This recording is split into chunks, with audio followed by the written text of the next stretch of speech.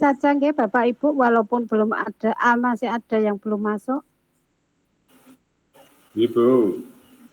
Baik Bapak Ibu, hari ini kita akan mengkaji tentang teknik sampling ya, sesuai dengan RPS pertemuan ke-7.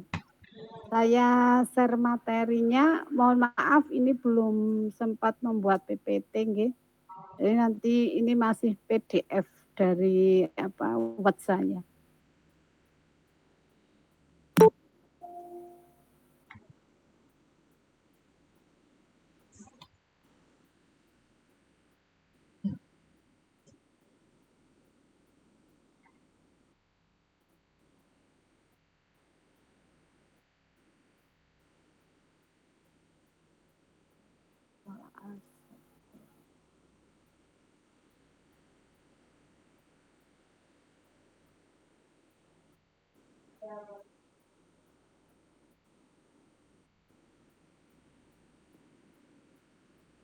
Kali ini ada yang masuk.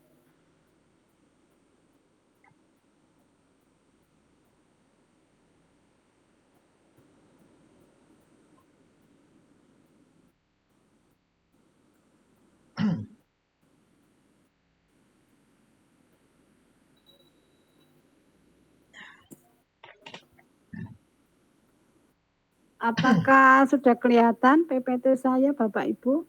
Sudah, Bu. Sudah, Bu. Sudah. Ya, sebentar saya screenshot-nya dulu.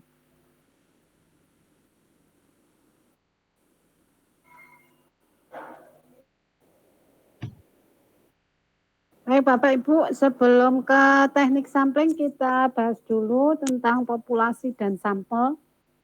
Saya kira kalau yang sudah pernah penelitian kuantitatif, metode kuantitatif itu tidak asing ya dengan istilah populasi dan sampel. Demikian juga kalau yang pernah penelitian baik kualitatif R&D maupun yang lain itu juga mungkin sudah kenal apa itu populasi dan sampel di dalam penelitian dengan menggunakan metode kuantitatif.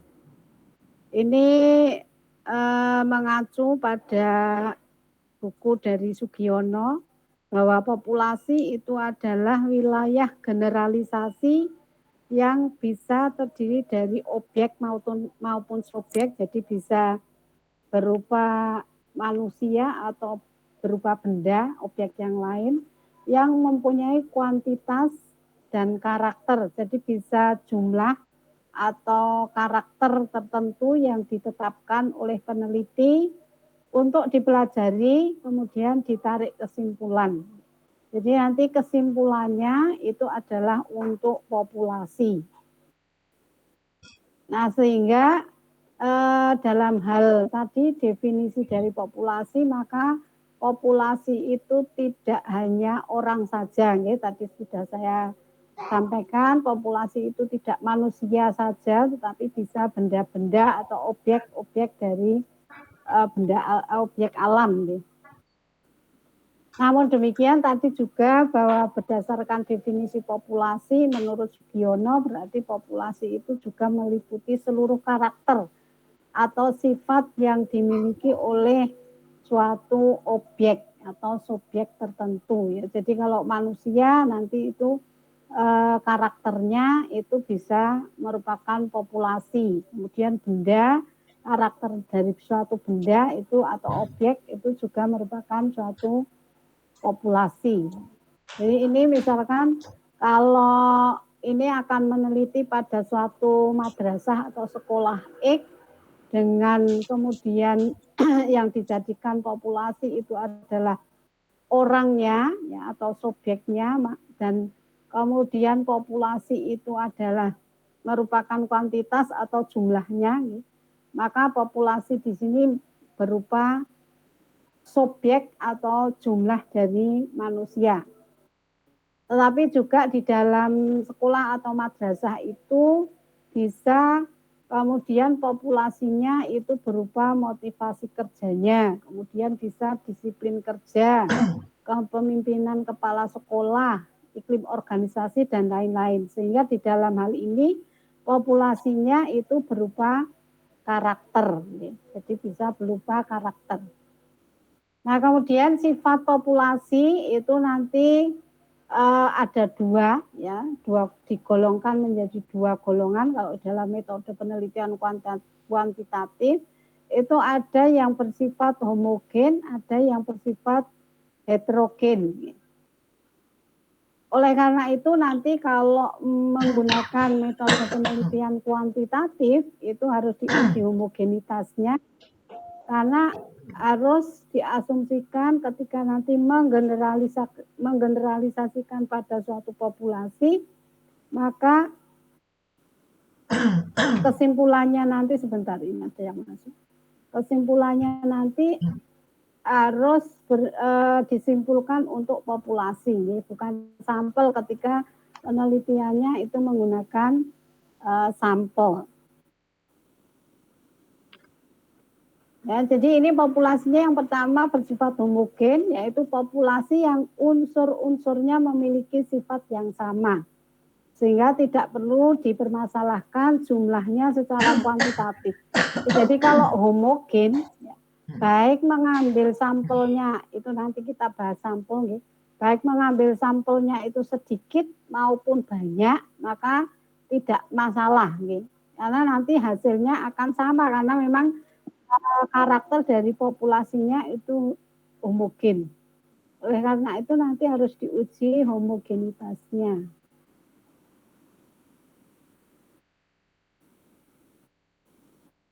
Nah ini misalkan ya, dokter itu kalau misalkan darah, darah itu kan saya yakin dalam setiap tubuh manusia atau dalam setiap individu itu mesti darahnya sama. Kalau misalkan golongannya darah itu A atau B atau AB, misalkan golongannya darah sama, pasti tidak mungkin kemudian di dalam satu individu itu kemudian ada lebih dari satu golongan darah misalkan. Oleh karena itu misalkan dokter mau meneliti darah yang golongan darahnya adalah B, maka akan mengambil berapapun dari satu manusia atau individu itu akan sama nanti ketika mengambil sedikit atau mengambil sama itu pasti sama karena populasinya homogen.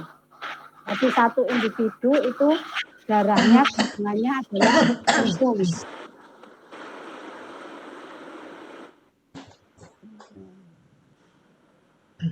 Kemudian yang kedua adalah bersifat heterogen. Populasi yang unsur-unsurnya memiliki sifat atau keadaan yang bervariasi, sehingga dalam hal ini perlu ditetapkan batas-batasnya, baik secara kualitatif maupun secara kuantitatif. Nah, pada umumnya penelitian di bidang sosial yang objeknya manusia atau gejala-gejala dalam kehidupan manusia itu biasanya adalah heterogen. Jadi kalau keilmuan sosial itu populasinya biasanya heterogen.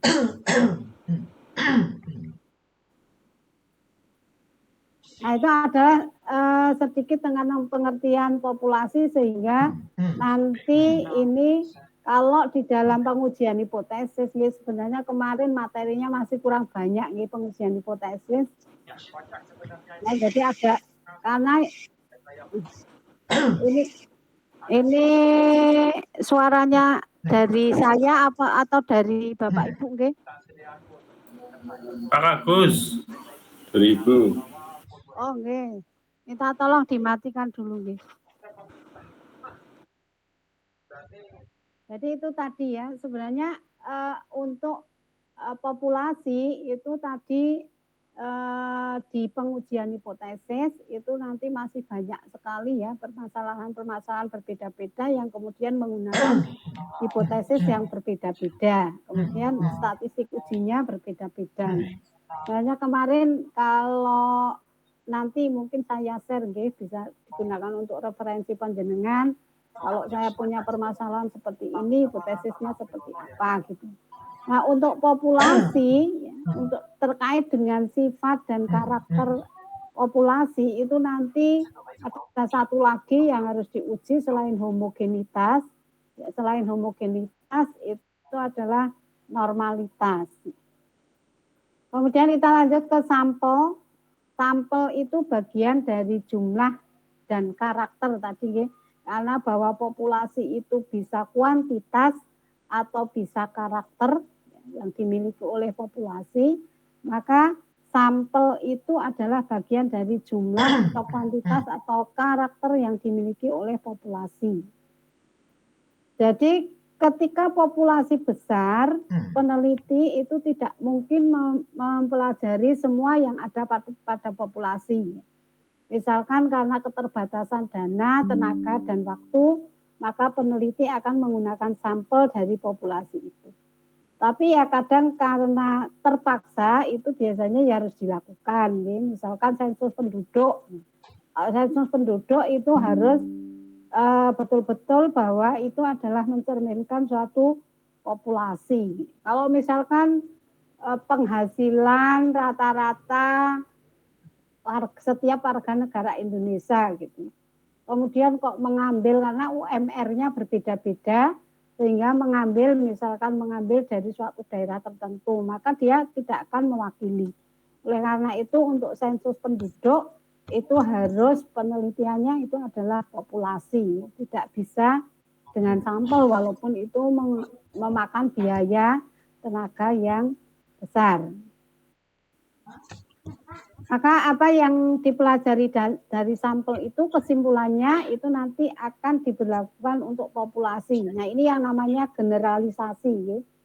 Jadi kita mempelajari sampel atau meneliti sampel, tetapi kemudian kesimpulannya itu diberlakukan untuk populasi. Ini yang namanya generalisasi. Sehingga nanti karena yang dipelajari atau diteliti itu sampel, kemudian disimpulkan untuk populasi, maka sampel itu harus betul-betul representatif. Jadi kalau sampel itu representatif, itu adalah populasi yang homogen. Tadi sudah saya katakan, ya, misalkan satu individu akan diteliti tentang golongan darahnya misalkan. Di dalam golongan darah itu akan diteliti misalkan apanya gitu ya. Akan diteliti yang lain atau partikel-partikelnya atau apa gitu. Maka kalau golongan darahnya itu ditentukan misalkan AB atau B atau A, maka dalam setiap individu tadi mengambil sedikit maupun banyak itu pasti akan sama. Jadi hasilnya itu nanti akan sama.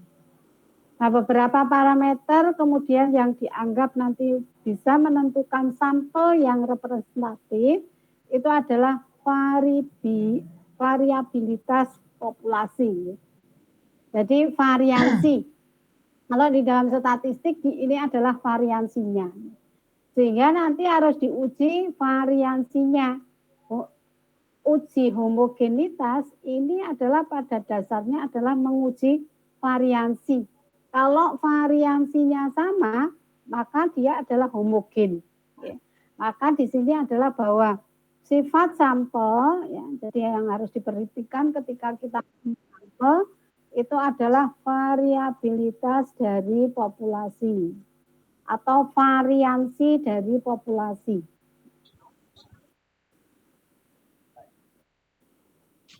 Ya, jadi variansi dari populasi. Ini istilah lainnya adalah menguji homogen, itu adalah variansi. Kemudian besar sampel. Makin besar sampel yang diambil akan semakin besar atau tinggi taraf representatifnya.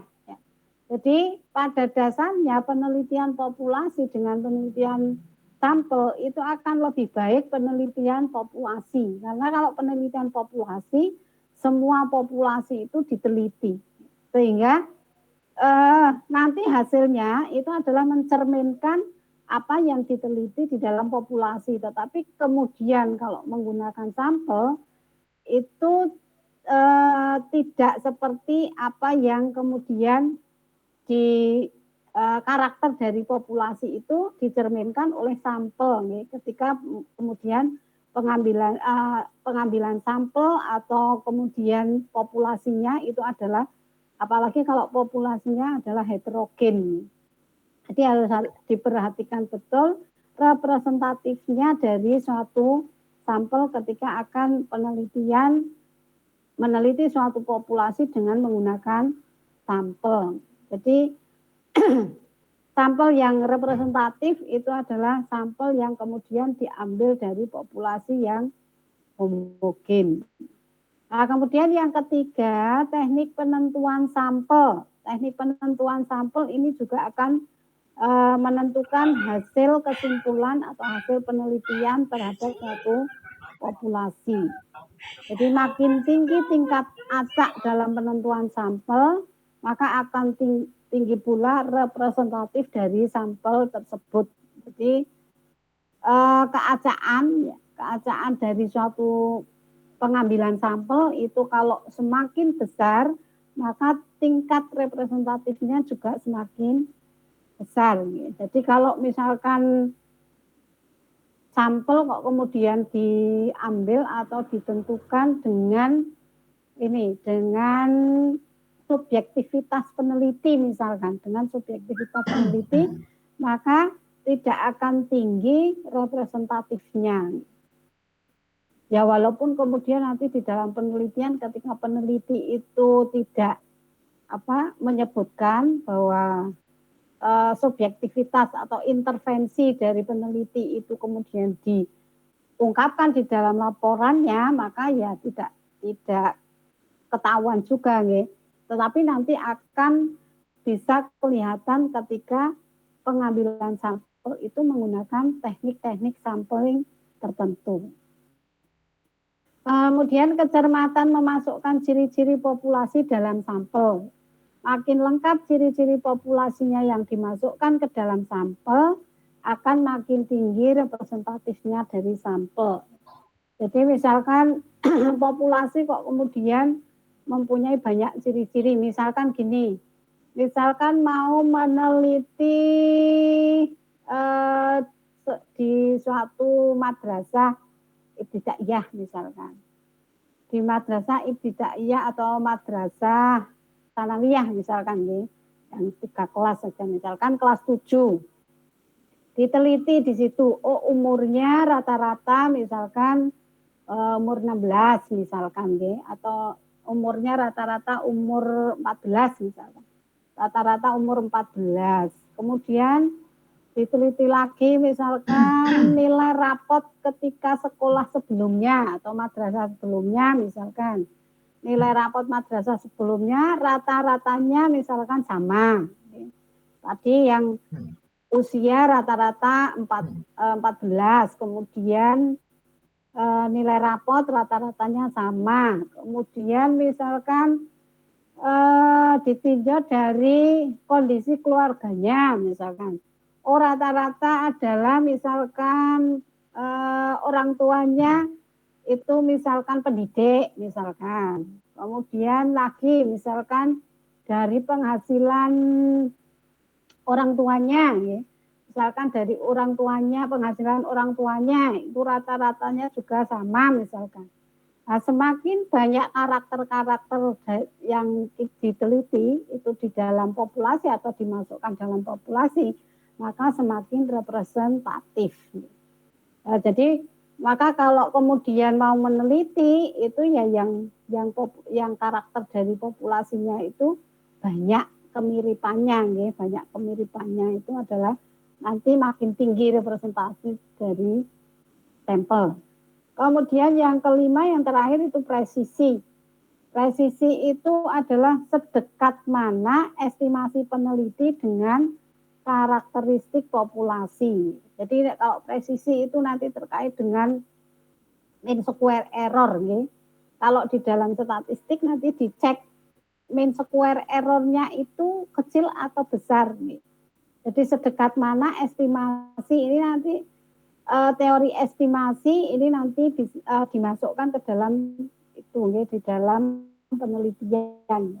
Biasanya nanti MSE-nya mean square error-nya itu kecil, maka dia presisinya kecil sehingga makin kecil tingkat perbedaan dari populasi dengan sampel. Jadi kalau MSE-nya itu nanti kecil, maka nanti sampel itu adalah representatif. Kemudian teknik sampling, ya, teknik sampling di sini ada beberapa cara, ya, atau ada beberapa kategori, ada sampling probabilitas ya, dengan probabilitas dengan non probabilitas. Sampling probabilitas ini ada simple random sampling, jadi ini ada beberapa, ya, ada beberapa karakter dari sampling. Biasanya kemudian kalau metode kuantitatif itu yang dipakai adalah probability sampling atau sampling probabilitas. Ini biasanya yang dipakai. Kalau yang non probability sampling ini adalah kualitatif. Ini salah satunya ini snowball sampling yang kelihatan sekali. Yang kelihatan sekali adalah snowball sampling. Ini biasanya diterapkan di dalam penelitian kualitatif. Nah, kalau di sini ini adalah penelitian kuantitatif. Ya, ada simple random sampling, ini banyak dipakai. Kemudian proportionate stratified random sampling, ini kalau nanti berupa misalkan ini misalkan ya, sekolah kemudian ada paralel itu biasanya menggunakan ini. Atau kemudian di kelas ya, kelas kemudian yang berbeda, misalkan di SMK, misalkan ada kelas 11 tapi ada jurusan-jurusan tertentu, itu pakai ini. Kemudian disproportionate stratified random sampling. Ya. Ini kalau misalkan ini ada kelas-kelas kemudian sama-sama itu nanti diambil ya. Diambil nanti misalkan di kelas itu ada 23, misalkan ada 23 siswa, kemudian jumlah totalnya misalkan 100 misalkan ya, 100 nanti dikalikan 23 per yang mau diambil itu berapa kali jumlah seluruhannya. Jumlah seluruhannya tadi 100. Nah, nanti ada contohnya. Kemudian area atau cluster sampling menurut daerah. Jadi kalau jenengan mau meneliti, kemudian di kabupaten, misalkan Kabupaten Purbalingga, ada kecamatan, daerah-daerah tertentu itu mempunyai perbedaan-perbedaan, maka bisa menggunakan klasternya. Adanya probability sampling itu teknik pengambilan sampel yang memberikan peluang yang sama bagi setiap anggota populasi untuk dipilih menjadi anggota sampel. Ini istilah lainnya adalah keacaan. Jadi acak itu bahwa acak atau probabilitas, acak itu kan semua anggota sampel itu mempunyai peluang yang sama untuk semua anggota populasi mempunyai peluang yang sama untuk menjadi anggota sampel. Nah, ini tadi ya simple random sampling itu penyampelan acak sederhana karena pengambilan sampel anggota populasi dilakukan secara acak tanpa memperhatikan strata yang ada dalam populasi itu. Jadi ini misalkan ini populasi sudah homogen, diambil secara acak, kemudian dapat sampel representatif. Ini contohnya kalau di eksperimen, ya, kalau di jenis penelitian eksperimen itu misalkan itu kelas-kelas, ya, ada kelas-kelas tapi sampelnya diambil secara acak berdasarkan kelas misalkan kelas. Kalau misalkan kelas 7 ada berapa kelas gitu, kemudian diambil 2, diambil secara acak berdasarkan kelas.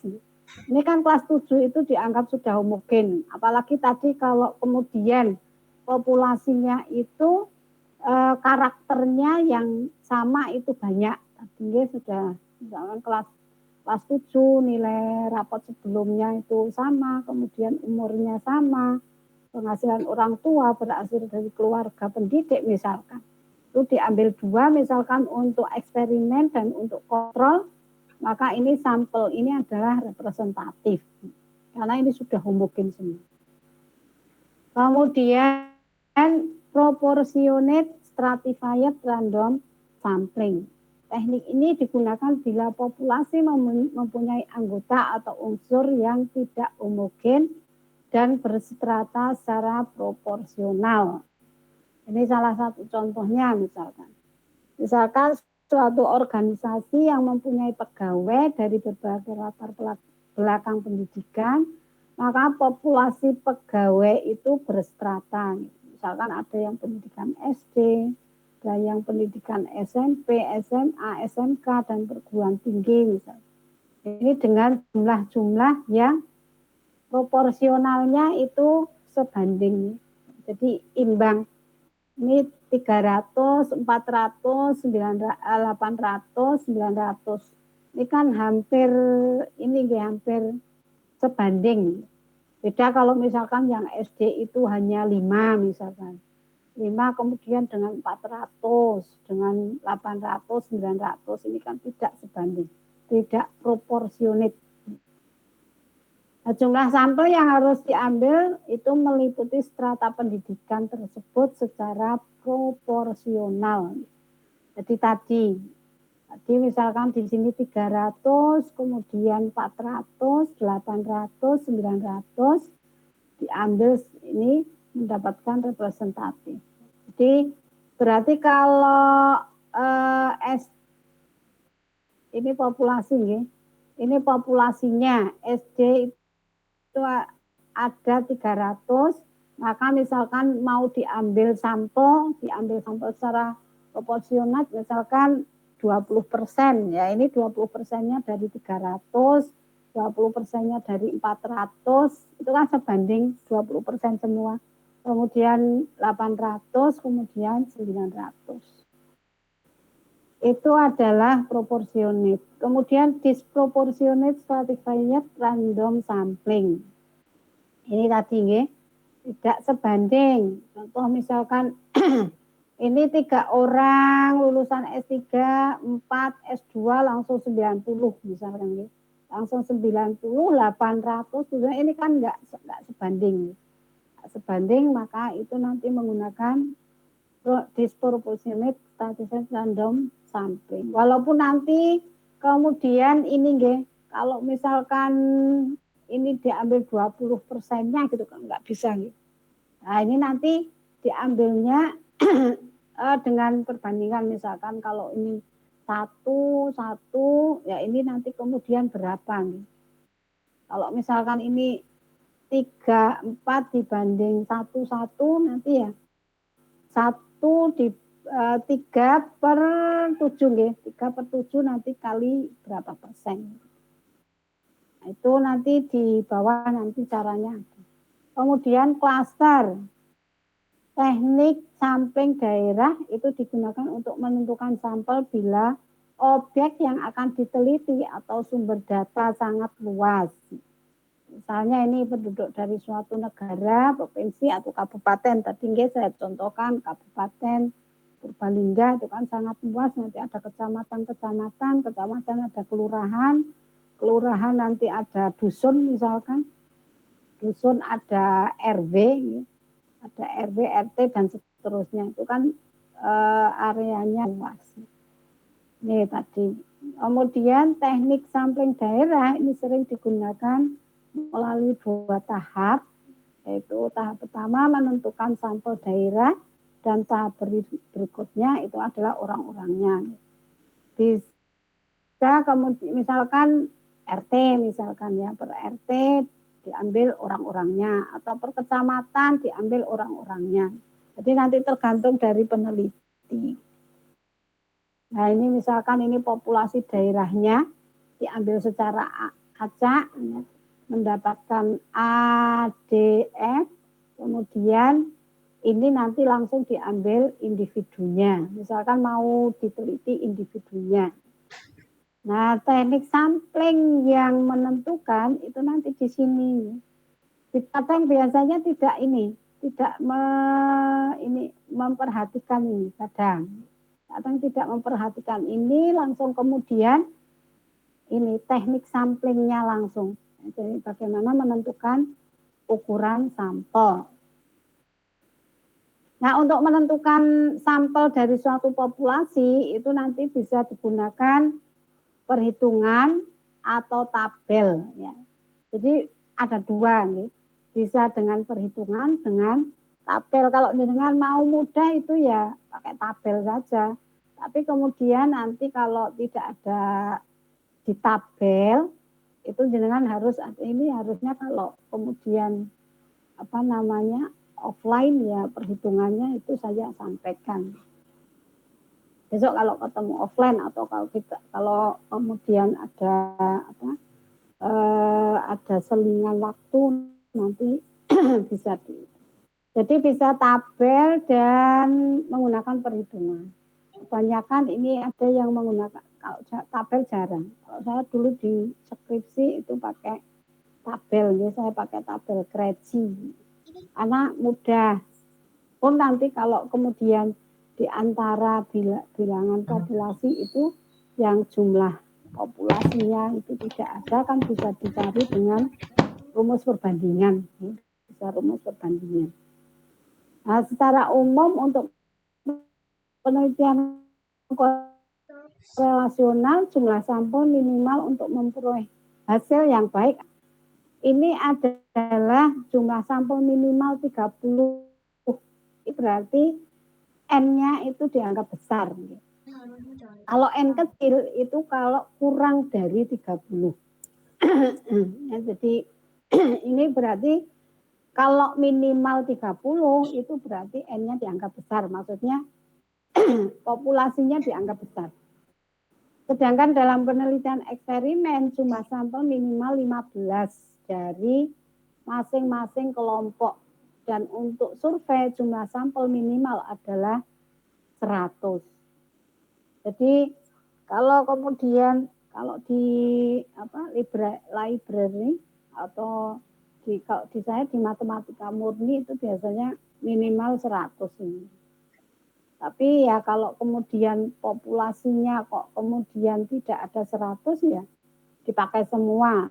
Contohnya kemarin 52 populasinya ya saya pakai semua. Toh di situ sudah memenuhi syarat minimal. Memenuhi syarat minimal. Nah, kalau sampel ini 15 di eksperimen dari masing-masing kelompok. Nah, ini misalkan gini. Ini kan di sini ada acuan 15. Misalkan jenengan mau eksperimen, kelas eksperimennya kemudian kelas eksperimennya kurang dari 15. Itu nanti biasanya studi kasus masuk studi kasus. Karena kalau minimal ini, tapi ya kemudian kalau terpaksa karena kalau di sekolah atau di pembelajaran itu biasanya ya memang banyak permasalahan ya. Permasalahannya kan kemudian kalau menggunakan metode penelitian kuantitatif itu tidak ideal menerapkan betul-betul statistiknya. Contohnya itu misalkan kalau menggunakan jenis eksperimen atau desain eksperimen kemarin gitu, kalau menggunakan desain eksperimen yang kuasi eksperimen itu kan harus ada yang kelompok untuk eksperimen, kelompok untuk kontrol nih. Tetapi kemudian kalau di dalam statistik caranya misalkan gini, misalkan mau meneliti kelas 7 misalkan. Di kelas 7 itu ada 5 kelas, ya, ada 5 kelas. Nah, berarti kan ini nanti minimal untuk kelompok eksperimen itu 15, kelompok kontrol itu juga 15. Kalau mau menerapkan idealismenya statistik, ya idealnya statistik itu harus dicampur semua, ya. Jadi harus dipilihnya tidak kemudian kelas kelas tadi yang diambil misalkan kelas A, kelas C misalkan. Tidak seperti itu kalau idealisnya statistik, ya harus dicampur semua, diambil, ditandai, ya, diacak satu-satu, diacak satu-satu sehingga nanti ketemu. Misalkan mau masing-masing menggunakan 15 sampai ketemu 30 dibagi 2. Nah, itu yang acak itu yang seperti itu. Sehingga karena ada permasalahan di dalam desain eksperimen di dalam pembelajaran, ya kemudian terus dianggap acaknya adalah bukan idealisnya dari teori statistik, itu bukan. Nah, kemudian ini ada beberapa faktor yang menentukan ukuran sampel. Yang pertama adalah interval keyakinan yang digunakan. Jadi semakin tinggi interval keyakinan atau interval kepercayaan, maka semakin besar ukuran sampel yang dibutuhkan untuk memberikan ketepatan. Jadi kalau misalkan penelitiannya itu populasi, berarti kan sama sekali tidak menggunakan sampel. Semua diteliti sehingga interval kepercayaannya itu 100%. Jadi 100%. Maka interval kepercayaannya adalah sempurna, tidak mempunyai kesalahan. Nah, oleh karena itu, kalau di penelitian sosial itu sudah ditentukan bahwa interval kepercayaannya itu adalah 95%, karena dengan tingkat kesalahan kemarin pengujian hipotesis itu adalah 5%. Toleransi kesalahannya itu adalah 5%. Kemudian kesalahan atau error maksimum yang diizinkan. Berarti kan error ini itu adalah lawannya kepercayaan atau keyakinan. Kalau errornya 5%, berarti keyakinannya itu 95%. Berarti kan ini tinggal lawannya saja. Seperti kemarin tipe kesalahan 1 dengan tipe kesalahan 2. Tipe kesalahan 1 itu alfa, tipe kesalahan 2 itu beta, maka alfa ditambah beta itu sama dengan 1. Berarti alfa itu lawannya beta kemarin ya. Tapi kalau ini ya berarti error itu ya lawannya dari keyakinan atau kepercayaan. Nah, jadi itu adalah yang harus faktor yang menentukan ukuran sampel.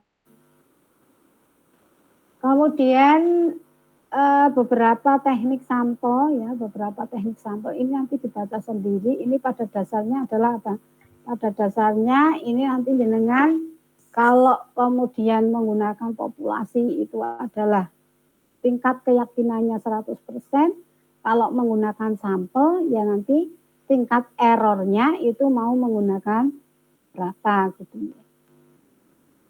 Kan bisa 1%, bisa kurang dari 1%, bisa kemudian 5%. Dan selama ini yang maksimal diterapkan itu adalah 5%. Kalau di ilmu-ilmu sosial 1% atau kurang kalau di ilmu-ilmu eksak.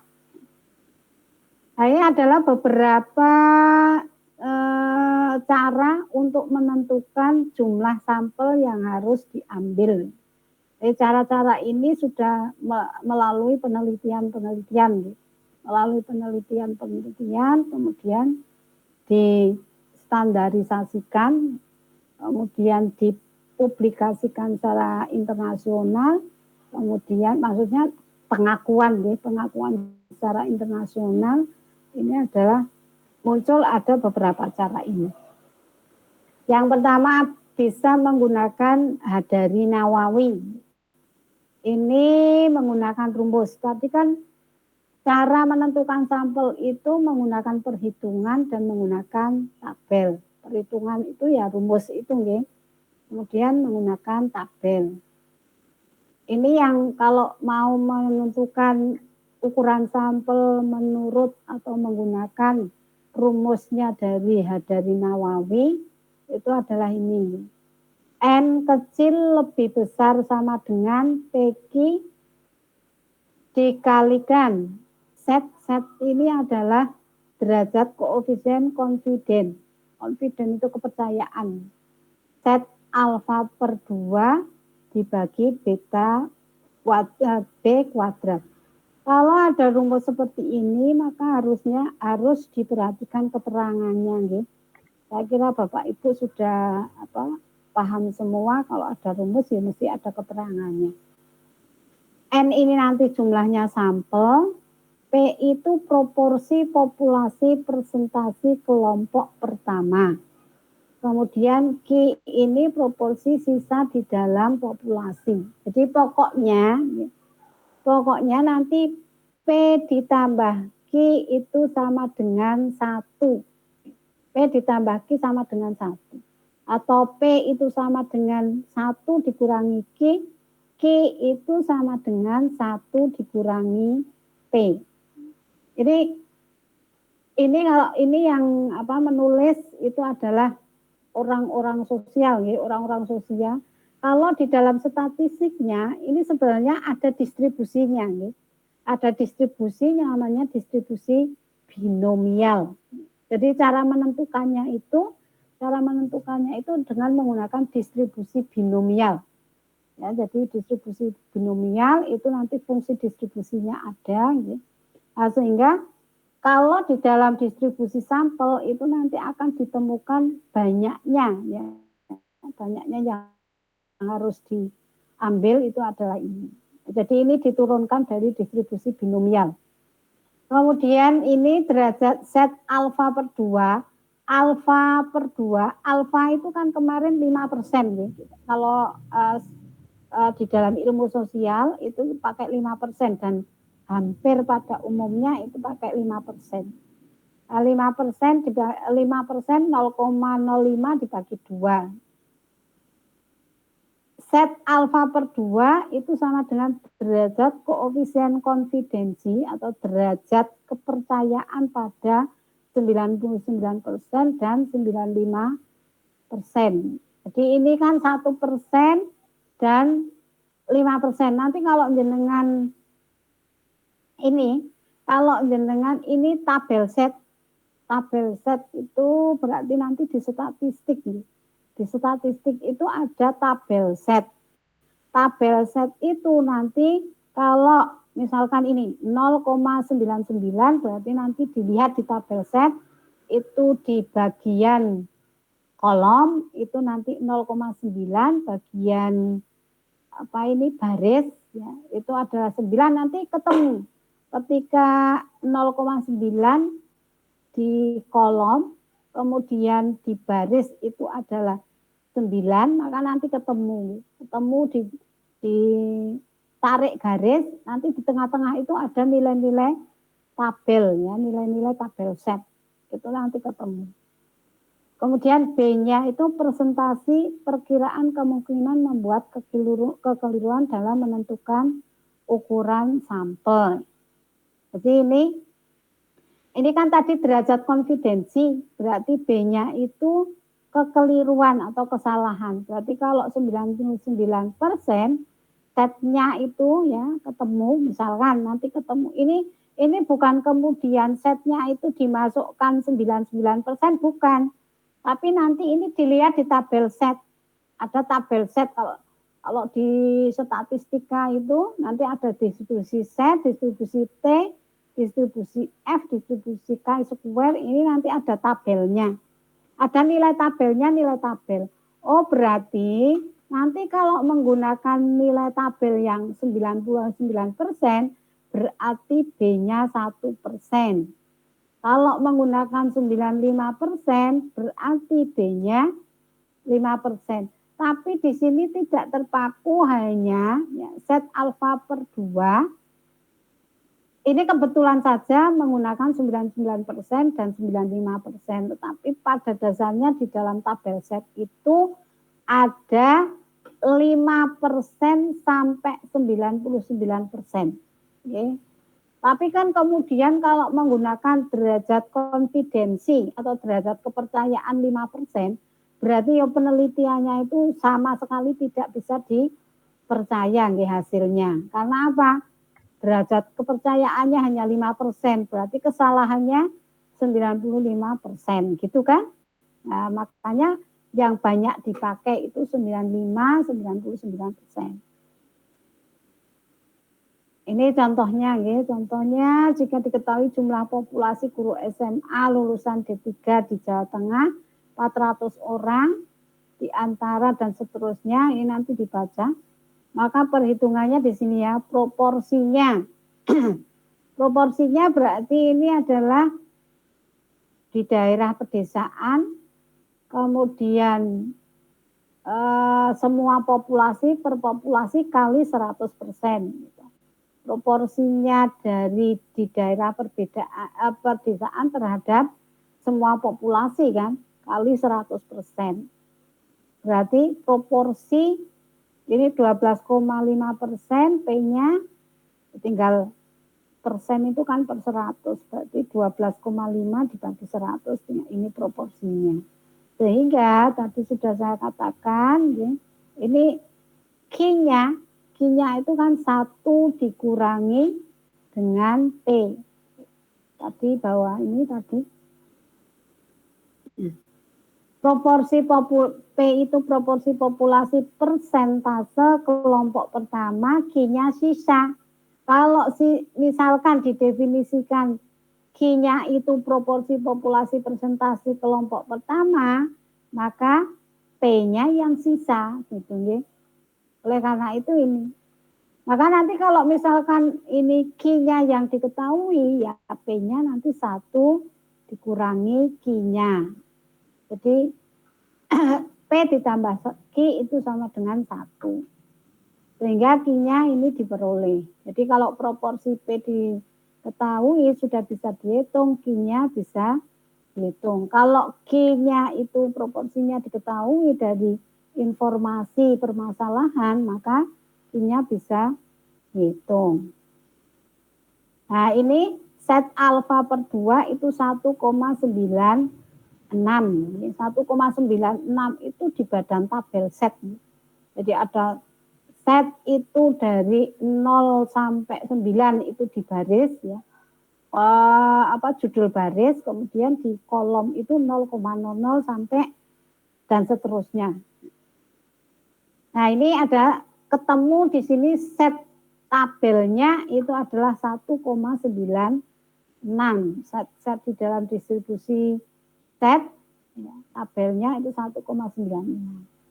Nah, ini itu pada konfidensi kepercayaan 99% atau 0,05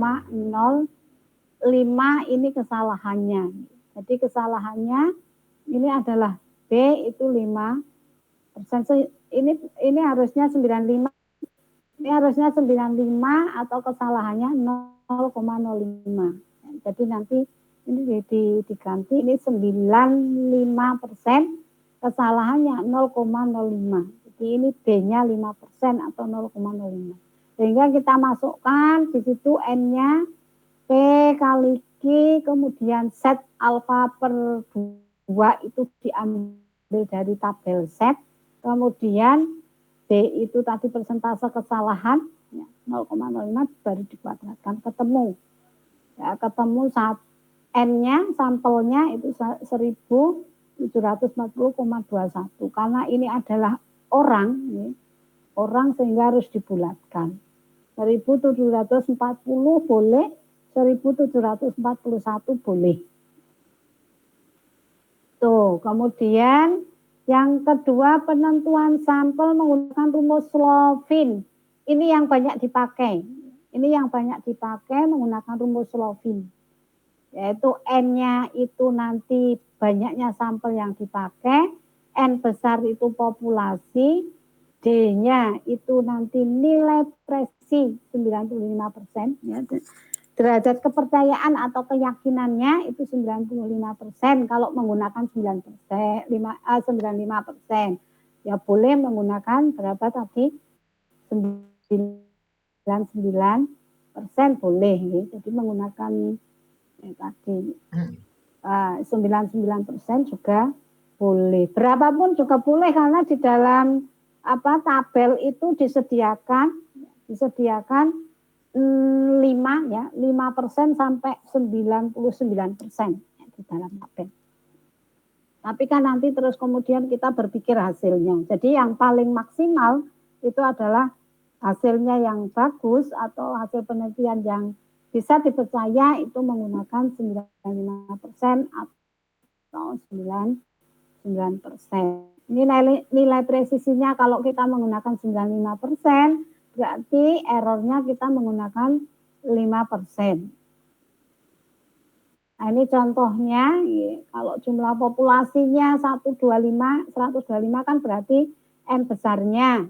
Kemudian tingkat kesalahannya itu 5%. 5% berarti kita menggunakan presisinya adalah 95%.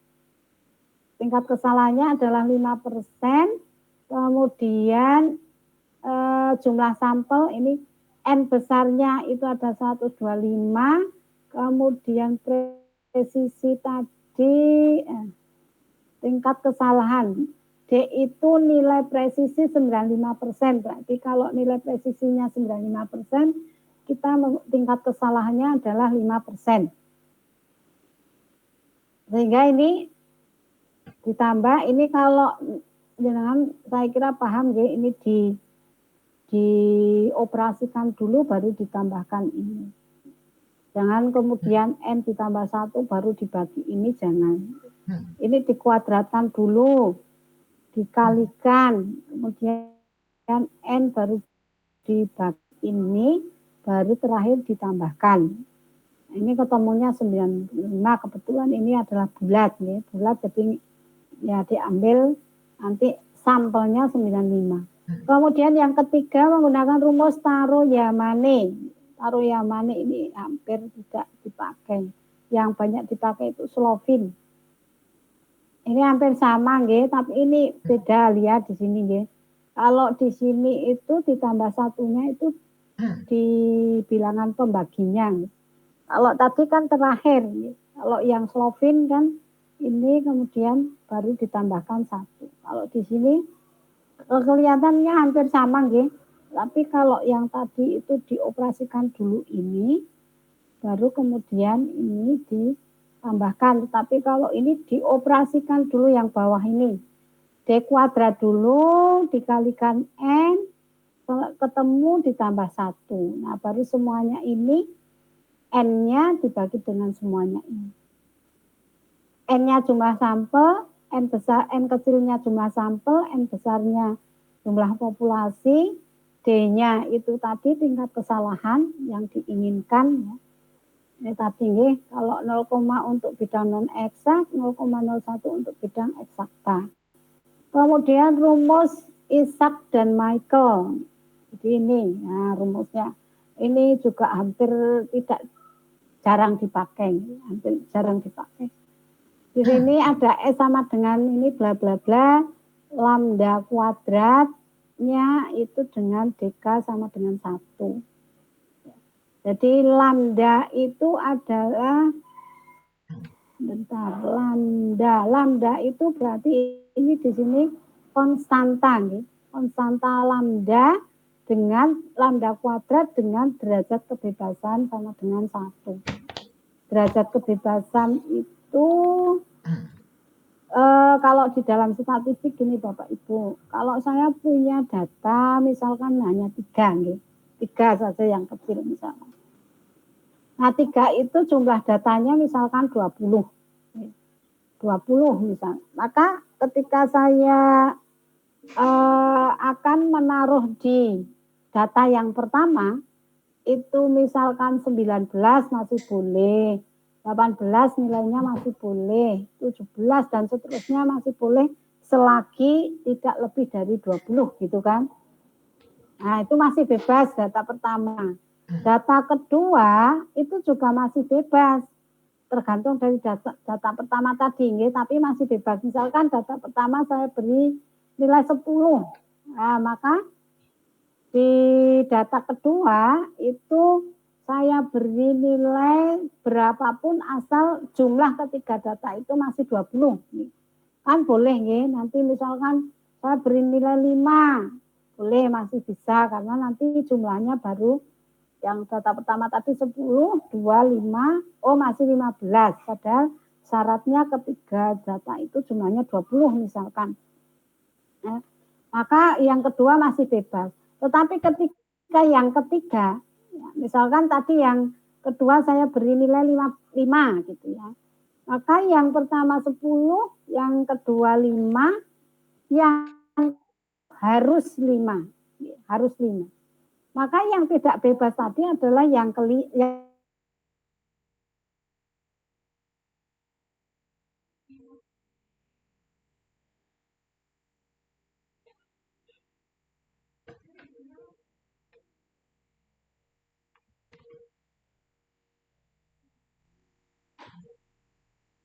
suatu distribusi atau rumus, boleh rumus, itu adalah N dikurangi 1. Kemudian tingkat kesalahannya, ya di sini pada kesalahannya ini. P itu sama dengan Q sama dengan 0,5. Jadi di sini sudah ditentukan PQ itu boleh 1%, boleh 5%, boleh 10%, boleh. Mau berapapun boleh, asal nanti kemudian tingkat keyakinan dari hasil penelitian itu besar. Ya kalau normanya ya 1% dan 5%. Berarti ini pakai 5%. D-nya itu tadi juga nih. D itu kan tadi presisi 95% atau 99% gitu kan. Tingkat kesalahannya, maka di sini berarti pakai presisi 95%. Jadi D-nya 0,05. N besar jumlah populasi dan S itu adalah jumlah sampel. S itu adalah jumlah sampel. Nah ini adalah Ishak dan Michael. Ini dari hasil perhitungan ini. Jadi bapak itu enggak usah mikir pusing-pusing mikir pakai rumus ini, tapi sudah diberikan tabelnya oleh Ishak Michael. Jadi sudah dihitungkan, jenengan tinggal pakai. Kalau populasi jumlahnya itu 10, kok jenengan mau tingkat kesalahannya 5%, maka N kecilnya itu harus 10. Harus 10. Maksudnya sampelnya 10, berarti ya ini penelitian populasi. Kalau populasinya itu 15, maka kalau menggunakan 5%, diambilnya harus 14. Ini mesti jenengan kemudian berpikir, kenapa satu kok ya kemudian tidak diikutkan penelitian. Ya boleh sih kalau 15, kemudian diambil 15, penelitian populasi dia tidak ada tingkat kesalahannya, kan boleh-boleh saja. Ya tapi kalau jenengan mau pakai sampel, mau pakai statistik uji, ya silakan jenengan pakai ini, pakai sampelnya ini. 5% berarti 14. Nah, seharusnya kalau di sini itu ya tanpa kesalahan, gitu. Karena di sini 15 diambil 15 kan nggak ada kesalahan. Ini juga nggak ada kesalahan nggak ada. Ini berarti nanti kalau N-nya 10 itu ya penelitiannya populasi. Kalau N-nya 15 itu bisa penelitian populasi, bisa penelitian sampel dengan menggunakan sampel 14. Kemudian kalau N-nya itu adalah 20, maka ini bisa menggunakan ini. Kalau 25 itu 24, 23, 23 hampir sama dengan ini. Biasanya ini kalau populasinya besar itu baru kelihatan. Ini misalkan populasinya 800 itu menggunakan 300. Kalau kecil memang kelihatan kecil karena apa? Karena kalau kecil itu kalau minimal adalah dipakai 100 tadi ya. Atau minimal 30 gitu. 100 pun itu kan belum kelihatan banget ini. 100 kan belum kelihatan, masih yang nggak dipakai itu sedikit-sedikit saja. Tetapi ketika sudah besar, Karena ada kategori-kategori yang di atas tadi, minimal 30, kemudian kalau eksperimen minimal 15, kalau survei itu minimal 100 gitu kan. Nah ini kalau kelihatan kalau sudah besar populasinya ini kan banyak yang nggak dipakai nih. Ya. Jadi makanya ada kalau di dalam teori statistika matematika itu ada teori apa namanya limit besar, limit besar sekali. Gitu. Nah, sebenarnya ini kan juga dikembangkannya tabel dan rumus ini dikembangkan dari teori statistika matematika. Ada delak senambe teorema gitu ya. Jadi itu ada itu sehingga ini jadi kelihatan di sini ya. Kelihatan kalau populasinya besar ini kan ini signifikan sekali kan. Kalau misalkan 800 pakai tingkat kesalahan 1%, 365. Nah bayangkan kan ini separuh sendiri, misalkan biayanya kan hampir separuh sendiri sudah enggak, tapi sudah bisa digunakan untuk penelitian. Itu kalau populasinya besar itu baru kelihatan. Nah ini ya 2400 hanya diambil 520 dengan tingkat kesalahan 1%, 304 dengan tingkat kesalahan 5%.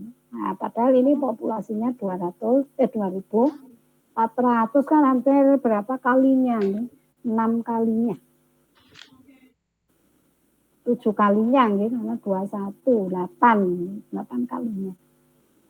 Nah itu, kemudian yang kelima adalah nomor graf Harry-King. Nah ini juga hampir tidak pernah dipakai, hampir tidak pernah dipakai. Nih, ya, jadi ini dengan ini ya ada nih menghitung sampelnya itu tidak hanya didasarkan atas kesalahan 5% saja, tetapi bervariasi sampai 15% di sini kesalahannya. Nah, ini nanti di sini kesalahannya ini variatifnya di sini. Sampai 15%, tetapi jumlah populasi paling tinggi hanya 2000. Jadi kalau pakai nomor graf lebih dari 2000 itu nanti tidak bisa. Kemudian ini misalkan contohnya kita punya populasi 200, kemudian kepercayaan sampel dalam mewakili populasi 95%, maka jumlah sampelnya sekitar 58% dari populasi. Jadi 0,58 kali 800 sama dengan 116. Kalau populasinya 800, tingkat kepercayaannya jadi gini. Ini ada tabel nomor graf. Tingkat kesalahannya, misalkan ini populasinya, ukuran populasi itu 200. Ukuran populasi 200, ini ditarik ke sini. Kalau pakai tingkat kesalahan 5% ya berarti ditarik melalui 5%. Kalau 200 kemudian menggunakan 1%, maka ini ditarik ke sini. Ditarik ke sini, maka kemudian ini ketemu berapa misalkan. Ketemu berapa, ini nanti dikalikan dengan, ini kan kalau 200 pakai 5%, ini ketemu 58%. Maka di sini 58% tadi. 58% berarti 0,58 kali 200. Berarti 116. Nah kalau 800 kemudian menggunakan tingkat kesalahan 10%, ya dari ini 800 ditarik 10% ke atas gitu. 800 ini nanti ditarik ke 10% ke atas ini, nah nanti ketemunya di sana. Berapa ini ya? Nanti kalau lurus, nah, ketemunya berapa ini ditarik 10%-nya. 10% nanti kira-kira ketemu di sini persentasenya berapa. Ini di sini 7,5%. 7,5% berarti 0,075 kali 800 sama dengan 60. Itu ya caranya nomor gas. Jadi kalau misalkan 500 pakai 5% ya silakan 500 di sini itu ditarik ke 5% sini. 5% nanti ketemu berapa di sini. Kalikan 500 ketemunya sampel. Nah, seperti itu untuk nomor gas. Kemudian tabel Krejci dan Morgan. Ini ya sama dengan Isaac Michael tadi ya, populasinya berapa, sampelnya diambil berapa. Ini nanti kalau di Krejci itu tingkat kesalahan ini ya, tabel Krejci ini khusus untuk tingkat kesalahan 5%. Yang ini ya. Ini 5%, kalau menggunakan tingkat 5%, berarti kalau populasinya 10, dia 10, hampir sama dengan Isaac Michael, ya. Tadi kan ada 5%, 15, 14, kemudian 20, 19 tadi, ya. Kemudian 25, 24 juga, dan seterusnya. Sama ketika populasinya itu besar, maka ini akan signifikansi sekali, ya. Jadi nanti biayanya itu akan kecil nih. Biaya tenaga ini akan kecil. Ini kelihatan nih. 3.000 DA-nya diambil 341. Nah, ini sudah dihitungkan oleh Krejci. Dihitungkan oleh Krejci dan Morgan. Kemudian yang berikutnya itu perhitungan jumlah sampel dengan rumus jika sampel lebih dari 100.000. Jadi kalau lebih 100.000 itu ini. Bila ukuran sampel lebih dari 100.000 maka peneliti tidak bisa melihat tabel lagi. Oleh karena itu peneliti harus dapat menghitung sendiri. Ada dua rumus yang dikemukakan oleh Sugoyono ya. Tadi di ini. Nah ini ada ini. Rumusnya itu adalah bisa menggunakan ini. Tadi ukuran sampelnya P dan Q itu adalah masing-masing lawannya, P ditambah Q itu sama dengan 1, kemudian perbedaan antara yang ditaksir pada hipotesis alternatif ini sigma P. Sigma P itu perbedaan antara yang ditaksir pada hipotesis alternatif atau H1 dengan hipotesis 0 dibagi dengan set pada tingkat kepercayaan tertentu tadi ya. Jadi proporsi ini kalau kita ini kan ini tadi set alfa per 2 nih. Ini kan set alfa per 2. Ini misalkan diketahui tingkat kepercayaan 68%. Ini tingkat kepercayaan 68% itu nanti jangan dipakai nih. Ini hanya sekedar contoh saja. Karena tingkat kepercayaan 68% kan berarti kesalahannya adalah 32%. Oh, terlalu besar nih. Kemudian setnya 1, kemudian 95%. Set itu nanti diambil di tabel ya. Diambil di tabel dengan tingkat kepercayaannya adalah ini set untuk 1 dibagi 95%. Maksudnya gini, set itu kalau di dalam tabel itu di luasan di bawah kurva itu sama dengan 1. Ya, jadi set dengan peluang 1, dengan probabilitas 1, tapi kita mengambil 95%. Berarti tingkat kesalahannya itu adalah 5%. Nah, set tadi yang seperti itu adalah ketemu nanti di bilangan di tabel set itu 1,96. Ya, 196. Kemudian kalau 99% itu setnya nanti ketemu 2,58. Jadi nanti kalau misalnya dengan mau mendalami set itu sebenarnya apa, ya jangan lihat tabel set. Ya. Lihat tabel set di badan tabel, itu nanti kalau setnya itu 1, kemudian P tingkat kesalahannya 95% itu pasti nanti ketemu ini.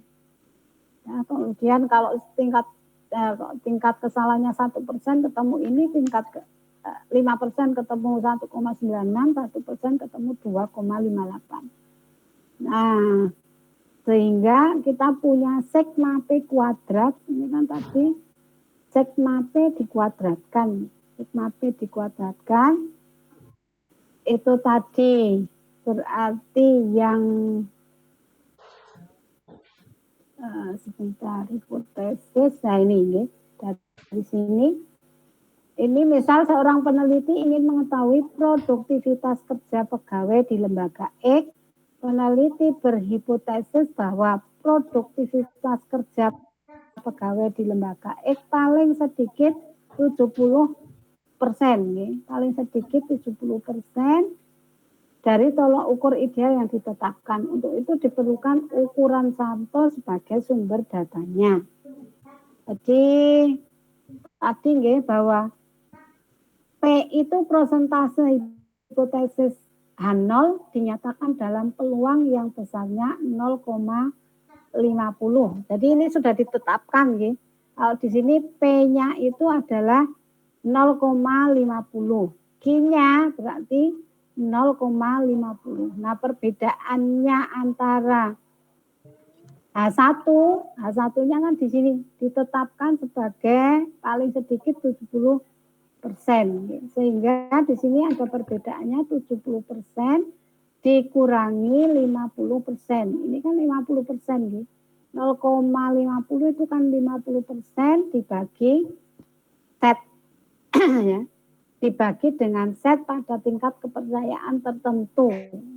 Jadi ini set dengan tingkat kepercayaan 5%. Berarti pakai tingkat kepercayaan 5%. Ketemu itu sigma kuadratnya, sehingga kalau dimasukkan ke rumus tadi, ini yang populasinya itu lebih dari 100.000, sehingga kalau ini dihitung 24 berarti nanti dipakai 24 atau 25.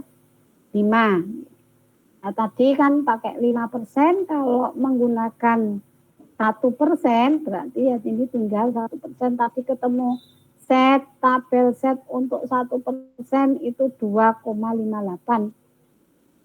Jadi ini 2,58. Nah, ketemu 41, nanti pakai 42 boleh, 41 boleh. Nah, itu adalah 7 macam cara penentuan sampel. Nah, yang saya garis bawahi yang paling banyak itu adalah rumus Slovin. Yang dipakai paling banyak rumus Slovin. Pakai tabel itu ada beberapa saja. Walaupun saya kalau ketika S1 itu pakai tabel Krejci.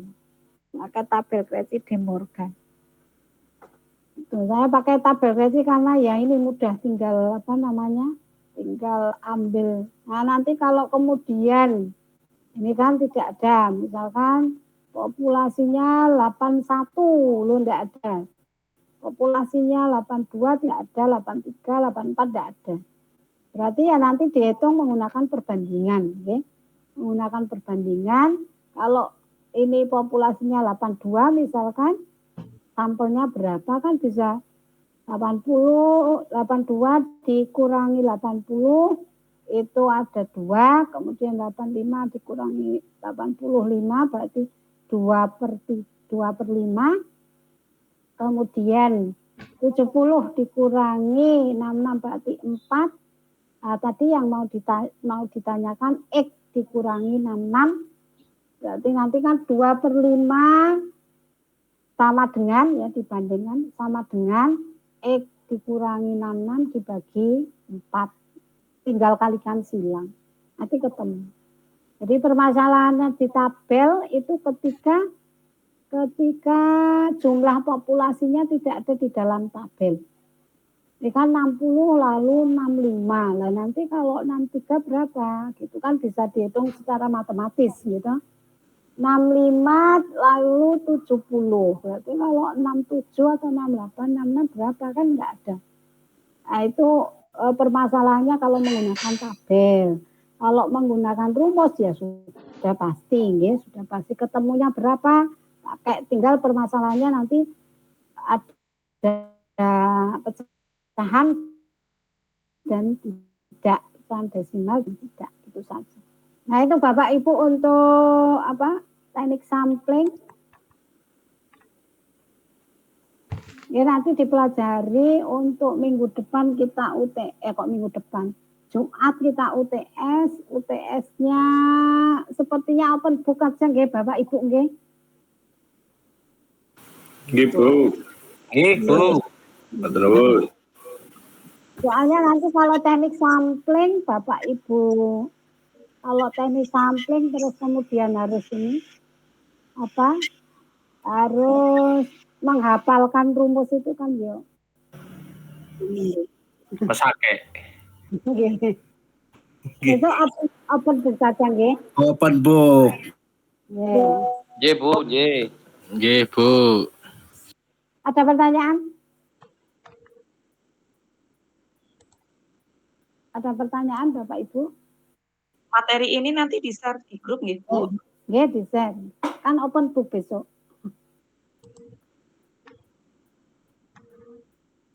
Ada pertanyaan, Badan?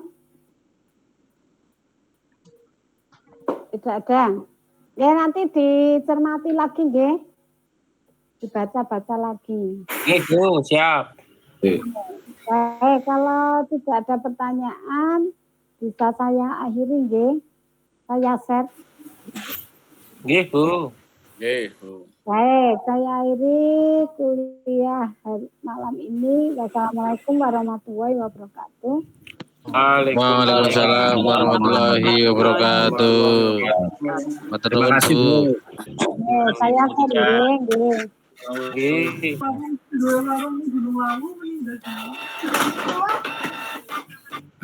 Bentar saya screenshot dulu. Nggih.